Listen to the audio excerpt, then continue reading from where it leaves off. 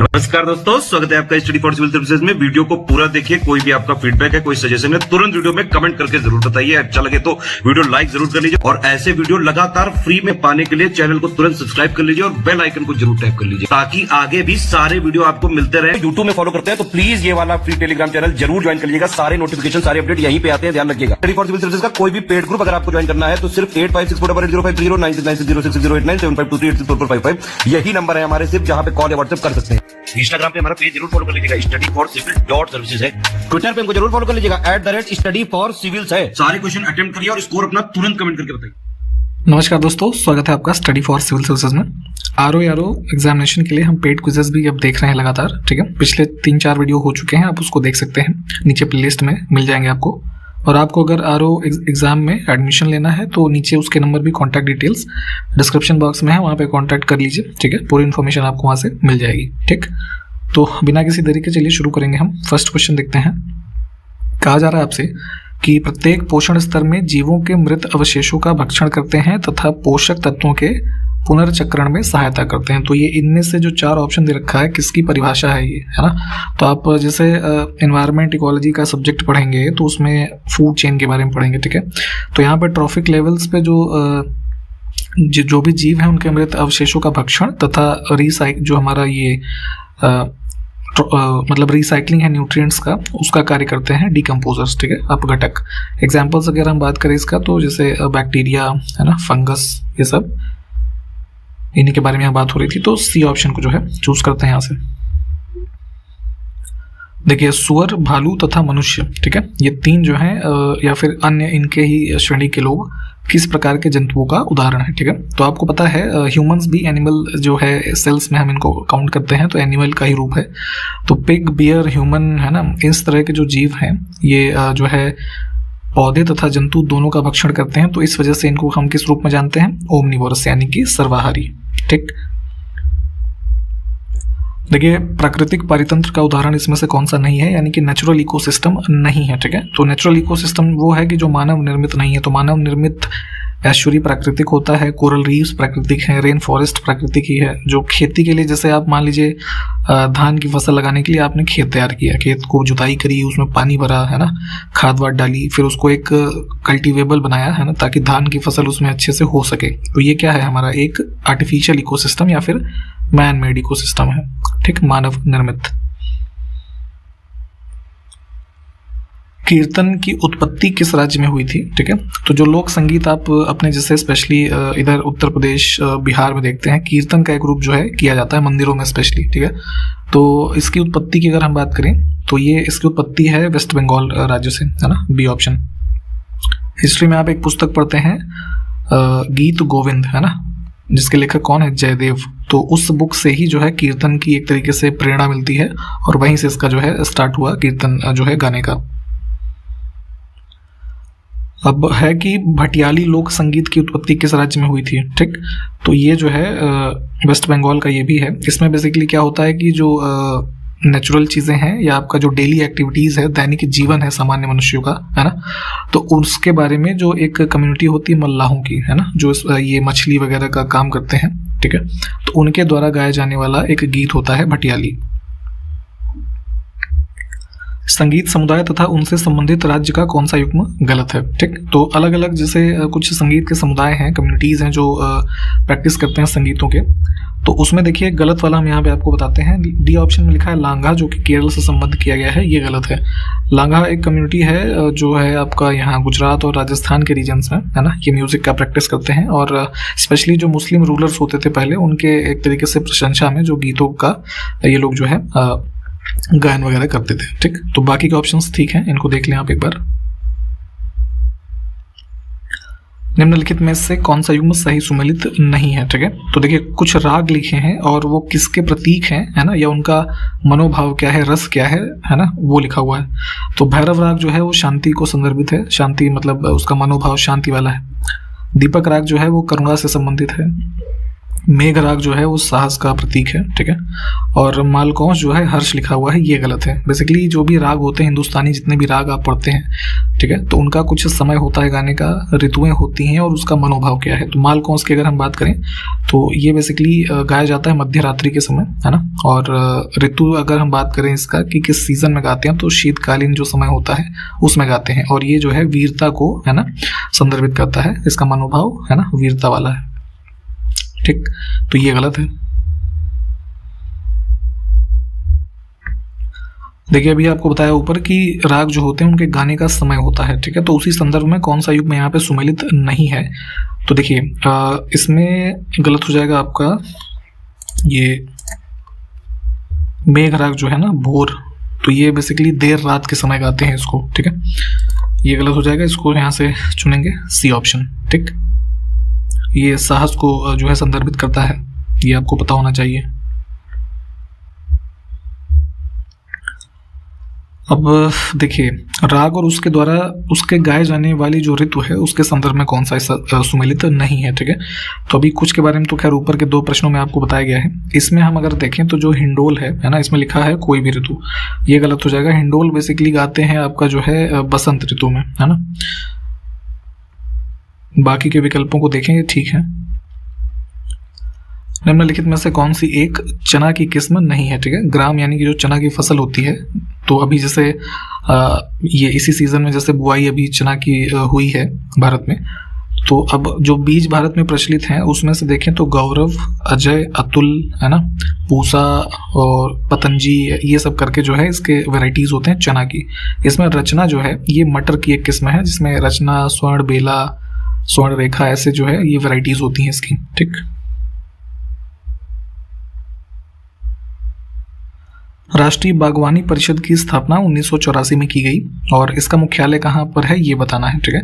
तो उद्यान विज्ञान के संदर्भ में ये सब चीज़ें जैसे आपके सिलेबस में दी हुई हैं, ठीक।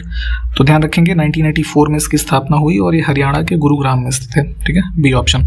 एक प्रश्न का आंसर ये बताइए आप लोग, इंटरनेशनल सोलर अलायंस जो है ना, इसका एक फाउंडिंग मेंबर रहा था भारत, तो इसका मुख्यालय जो है वो कहाँ पर स्थित है। निम्नलिखित में से कौन सा आभासी फल का उदाहरण है, यानी कि फॉल्स फ्रूट, ठीक है। तो देखिए ऐसे प्रश्न भी आते हैं ट्रू फ्रूट और फॉल्स फ्रूट के भी, ठीक। तो देखिए इसमें बेसिक डिफरेंस ये होता है कि जैसे जो ट्रू फ्रूट है यहाँ पे और फॉल्स फ्रूट देखिए इधर, तो फॉल्स फ्रूट जैसे इसमें पूछा गया है तो एग्जांपल तो है इसका सेब यानी कि एप्पल। और इसमें होता क्या है कि जैसे जो फल का जब विकास होता है ना, तो अब जैसे पुष्प हुआ, ठीक है, उसमें आपके पेड़ में, ठीक।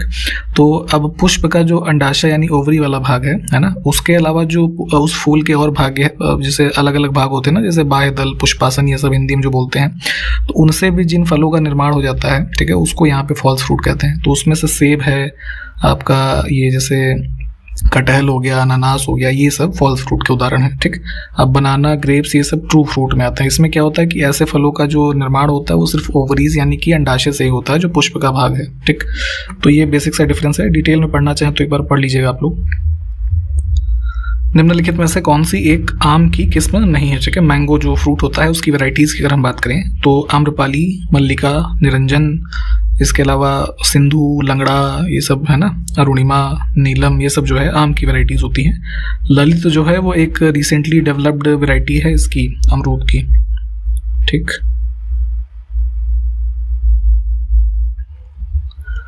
पूवन, बरसाई, नेंद्रन, सफेद बेलची तथा हरी छाल, ठीक है। देखिए सारी वैरायटीज हैं, किस फल की हैं ये बताना है, ठीक। तो बनाना, केला की वैरायटीज हैं ये, बी ऑप्शन को हम यहाँ से चुनेंगे। जैसे यहाँ पे चिप्स जो बनते हैं ना केले के, तो उसके लिए ये वैरायटी जो है ये काफ़ी फेमस है। बरसाई हो गया और ये हरी छाल, है ना, ये सब जैसे उत्तर प्रदेश में ज़्यादातर इनकी प्रोडक्शन होती है, तो ये सब जो सब्जी बनाते हैं केले की उसके लिए अच्छे होते हैं, ठीक है। तो ये कुछ फैक्ट्स भी हैं इससे संबंधित। देखिए पाकिस्तान सरकार का दूसरा सर्वोच्च नागरिक सम्मान है जिसका नाम है हिलाल ए पाकिस्तान, ठीक। जैसे भारत में क्या है दूसरा सबसे उच्च, पद्म विभूषण, ठीक। तो ये पुरस्कार अभी जो दिया गया था वही पूछा जा रहा है, तो बिल गेट्स को मिला था।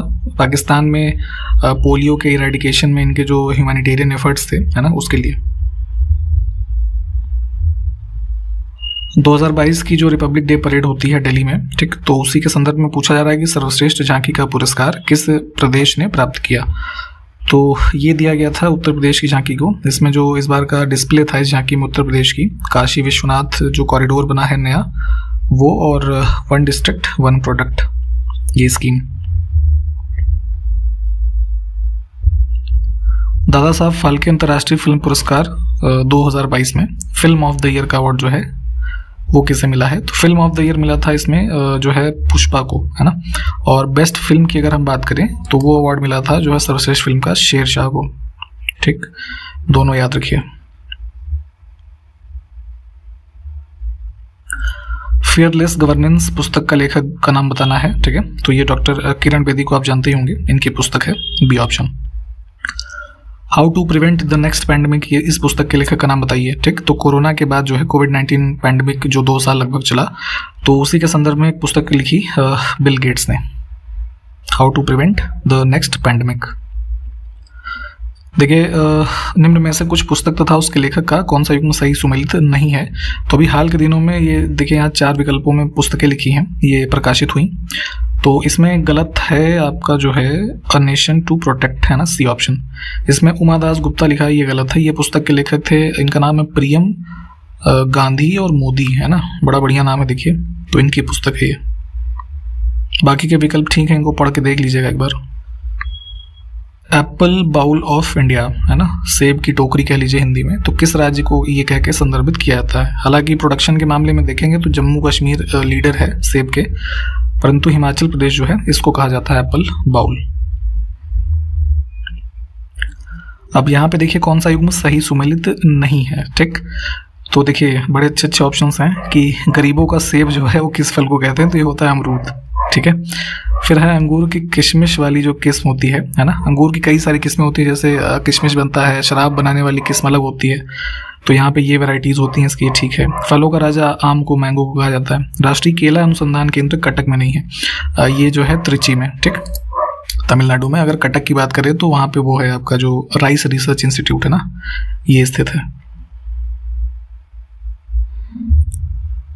पारिस्थितिकी दक्षता को सर्वप्रथम इसमें से किसने परिभाषित किया? ठीक है, तो इकोलॉजी जब आप पढ़ेंगे तो वहाँ पे आप ये ट्रॉफिक लेवल्स के संदर्भ में जो एफिशिएंसी होती है ना, उसी के बारे में यहाँ पे पढ़ेंगे। तो इसको सबसे पहले डिफाइन किया था लिंडमैन ने 1942 के अराउंड, है ना, इकोलॉजिस्ट थे। सी ऑप्शन को चुनेंगे। और जैसे एनर्जी का 10% रूल काफ़ी इंपॉर्टेंट है इस संदर्भ में, आप इसको जो है पढ़िएगा। ठीक, नेक्स्ट है एनर्जी पिरामिड, यानी ऊर्जा पिरामिड की बात हो रही है, तो इसका स्ट्रक्चर कैसा होता है? ठीक है, तो आप यहाँ पे जो एनवायरनमेंट में है ना अलग अलग जैसे स्ट्रक्चर्स पढ़ते हैं इकोसिस्टम के संदर्भ में, तो ऊर्जा पिरामिड की अगर हम बात करें तो ये हमेशा जो है सीधा होगा, ऑलवेज अपराइट। ऑप्शन ए को चुनेंगे। इसमें जैसे थोड़ा देख लेते हैं, यहाँ नीचे प्राइमरी जो प्रोड्यूसर्स होते हैं, ठीक, फिर जैसे कंज्यूमर्स प्राइमरी, फिर ऐसे जो सेकेंडरी आ जाएंगे, फिर टर्शरी, और फिर टॉप जो होते हैं कंज्यूमर्स, है ना, ये सब। तो ऐसे कुछ होता है। इसको थोड़ा डिटेल में इन सारी चीज़ों को, टर्म्स को आप प्लीज़ अपने नोट्स वगैरह में से पढ़ते रहें। विश्व की सबसे ऊंची पर्वत श्रेणी इसमें से कौन सी है? ठीक, तो देखिए माउंटेन रेंजेस जितनी भी विश्व में है, सबसे ऊंची के रेफरेंस में हिमालय ही आएगा, क्योंकि माउंट एवरेस्ट जो है इसी पे स्थित है। हाईएस्ट एलिवेशन इसी का है 8848.86 मीटर्स। ठीक, तो दैट इज वाई यहाँ पे बी करेक्ट हो जाएगा हमारा आंसर। हिमालय की सबसे बाहरी श्रृंखला को इसमें से क्या कहते हैं? ठीक है, तो हिमालयन रेंजेस के बारे में जैसे आप जब पढ़ते हैं तो देखिए सब इधर जैसे ट्रांस हिमालय से देखते हैं जो तिब्बत का रीजन है, ठीक है, फिर ग्रेट हिमालय, ठीक, फिर ये जो मिडिल हिमालय का रेंज आता है, और फिर सबसे ये बाहरी हिमालय जो है शिवालिक। ठीक, तो इसी की बात हो रही है, तो ये करेक्ट हो जाएगा बी, सब हिमालय या शिवालिक इसको कहते हैं। अब मिडिल हिमालय की जो रेंज है उसमें देखिए सबसे ज़्यादा लंबी श्रृंखला कौन सी है? ठीक है, तो अगर देखेंगे इन सब में से तो सबसे लंबी श्रृंखला इसमें से है पीर पांजाल की। ठीक, बी, सी ऑप्शन। अब भारत में जितने भी प्रकार के पर्वत हैं तो सबसे न्यूएस्ट की अगर हम बात करें तो ये कौन सा है? तो ये शिवालिक ही है। ठीक, फोल्ड माउंटेन का उदाहरण है आपका ये, डी ऑप्शन यहाँ से करेक्ट हो जाएगा। देखिए हिंदू धर्म का एक पवित्र स्थल है कैलाश पर्वत। ठीक, आप इसको जानते होंगे, भगवान शिव से संदर्भित किया जाता है इसको। तो ये इसमें से किस पर्वतमाला के पश्चिमी हिस्से में स्थित है? ठीक, तो जाहिर सी बात है चूंकि ये तिब्बत के रीजन में आता है, चाइना में, तो यहाँ पे हमारी ये ट्रांस हिमालय की जो है ये सीरीज है, तो बी ऑप्शन जो है ये करेक्ट हो जाएगा। भारत का अधिकांश कोयला गोंडवाना क्षेत्र से प्राप्त होता है, तो यहाँ से कोयले का कौन सा प्रकार जो है सर्वाधिक मात्रा में प्राप्त होता है। ठीक, तो देखिए विंध्यन रेंजेस की जो चट्टानें हैं उसके बाद आप देखेंगे तो गोंडवाना रेंज का जो ये निर्माण है ये टाइम पीरियड आता है इसका। ठीक, तो इसमें इसको जो है कोल रिच रेंजेस भी कहते हैं, और इसमें देखेंगे तो जितने भी प्रकार के यहाँ कोयले लिखे हुए हैं इसमें सबसे ज़्यादा इसमें जो मिलता है आपको ये बिटुमिनस मिलता है। ठीक, ऑप्शन ए करेक्ट होगा। निम्नलिखित पहाड़ियों को दक्षिण से उत्तर दिशा की ओर व्यवस्थित करना है। ठीक है, तो यहाँ पे आप देखेंगे टॉप ऑफ द मतलब नॉर्थ इंडिया में तो सारी रेंजेस जो है ये यहीं पे स्थित हैं। तो अब उत्तर से दक्षिण का क्रम या फिर दक्षिण से उत्तर का क्रम दोनों पूछा जाता है आपसे। ठीक है, तो सबसे दक्षिण में आपको मिलेगा यहाँ पे क्या, पीर पांजाल। ठीक, फिर जास्कर, फिर लद्दाख, फिर काराकोरम, है ना। तो KLZP इसका ऐसे कोड होता है नॉर्थ टू साउथ। तो सी ऑप्शन जो है ये करेक्ट हो जाएगा। नेक्स्ट है कि द्रव्यमान के संदर्भ में कौन सा कथन असत्य है। ठीक, यानी मास की बात हो रही है तो इसका यूनिट होता है केजी, न्यूटन लिखा है, ये गलत हो जाएगा। बाकी के विकल्प ठीक है, इसको देख लीजिए आप। इसमें देखिए तो जो है गलत कुछ भी नहीं है, डी ऑप्शन चूज करेंगे, सभी सही हैं। ठीक है, भार के संदर्भ में आप जानते ही हैं कि पृथ्वी का जैसे जो गुरुत्वाकर्षण बल है जो किसी वस्तु पे लगता है वही भार होता है, और बाकी सारी ये तीन चीजें जो स्टेटमेंट यहाँ लिखे हैं ये सब ठीक है। विश्व आर्द्र भूमि दिवस 2 फरवरी को मनाया जाता है, तो यह दिवस पहली बार जो है किस वर्ष में मनाया गया ये बताना है। तो वेटलैंड्स जो होते हैं जैसे अब आप पढ़ते हैं ना इसको, तो कुछ वेटलैंड्स जो नोटिफाइड है एज रामसर साइट्स, है ना, तो उसी के संदर्भ में यहाँ पे विश्व आर्द्र भूमि दिवस जो मनाते हैं प्रतिवर्ष 2 फरवरी को, ये भी ध्यान रखेंगे, डेट्स क्योंकि पूछी जाती हैं। और फर्स्ट टाइम ये सेलिब्रेट किया गया था 1997 में। अंतर्राष्ट्रीय मानव बंधुत्व दिवस विश्व अंतरधार्मिक सद्भाव सप्ताह का एक हिस्सा है, और यह दिवस पहली बार किस वर्ष में मनाया गया था ये बताना है। ठीक, तो यूनाइटेड नेशंस के द्वारा जो है पहली बार 4 फरवरी 2021 को अंतर्राष्ट्रीय मानव बंधुत्व दिवस जो है ये मनाया गया, और यहाँ पे ये एक तरीके से वीक सेलिब्रेट करते हैं, विश्व अंतरधार्मिक सद्भाव सप्ताह। ठीक है, तो उसी के अंतर्गत इसको मनाया जाता है। तो ध्यान रखेंगे डेट इंपॉर्टेंट है 4 फरवरी। तो नेक्स्ट जैसे 2023 में भी आयोजित होगा तो कब होगा, 4 फरवरी को।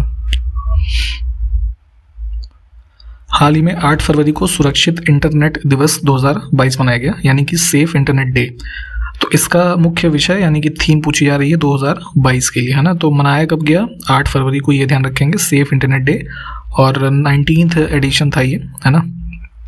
तो इसमें 2022 का जो थीम था टुगेदर, ये यहाँ पे हाँ स्पेलिंग थोड़ा शायद ठीक है, together for a better internet, है ना, ये करेक्ट हो जाएगा। इसमें एक चीज़ ये ध्यान रखेंगे कि 8 फरवरी जो है वो फिक्स नहीं है, प्रतिवर्ष होता क्या है कि फरवरी का जो दूसरे सप्ताह का दूसरा दिन होगा, है ना, सेकेंड वीक और सेकेंड डे, उसमें मनाते हैं इसको सेफ इंटरनेट डे।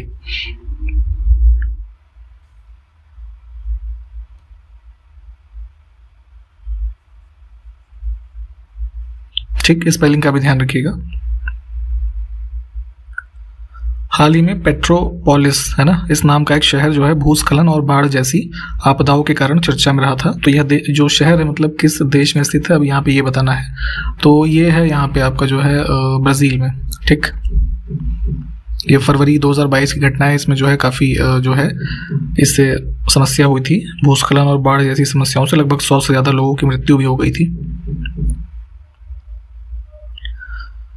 देखिए इसमें से हिमाचल प्रदेश का जो कौन सा जिला है जो कि एक आकांक्षी जिला है, एस्पिरेशनल डिस्ट्रिक्ट प्रोग्राम जो आप ये पढ़ते हैं ना नीति आयोग के अंतर्गत, तो फरवरी 2022 में भारत का 100वां हर घर जिला ये बना था। ठीक है, तो जल जीवन मिशन जो है उसके अंतर्गत यहाँ पे ये हर घर जल वाला डिस्ट्रिक्ट का जो है डिक्लेरेशन किया गया। तो इसमें ये है चंबा, है ना, तो चंबा बना 100वां हर घर जिला। आप ये बताइए कि पहला जिला जो है वो कौन सा था। इनमें से किस देश में एक जगह पर 3 साल के बच्चे में वाइल्ड पोलियो का एक नया मामला पाए जाने के बाद वाइल्ड पोलियो के प्रकोप की घोषणा की गई है। ठीक है, तो देखिए पोलियो के कई सारे टाइप्स हैं, तो उनमें से एक है वाइल्ड पोलियो जो कि ये अफ्रीका के रीजन में काफ़ी ज़्यादा जैसे फैला हुआ था। तो अभी अगस्त 2020 में अफ्रीका को WHO के द्वारा डिक्लेयर किया गया था, है ना, इंडिजिनसली जो वहाँ के पोलियो के टाइप्स हैं उनसे फ्री। ठीक है, परंतु अभी रिसेंटली फिर से ये केस जो आया है तो ये इसमें संबंधित है मलावी, है ना, बी। तो ध्यान रखेंगे इसको।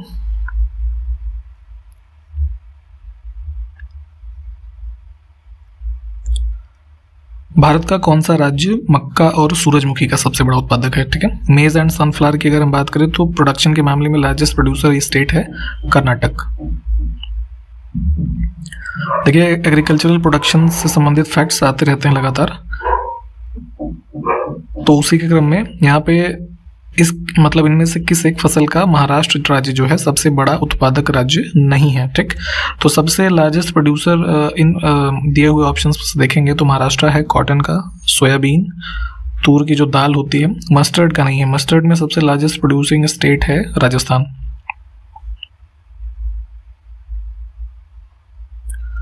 हाल ही में म्यूजियम फॉर फ्यूचर जो है इसको कहाँ पे खोला गया है? ठीक, तो ये जो है यहाँ यूएई में है ना, यानी कि दुबई।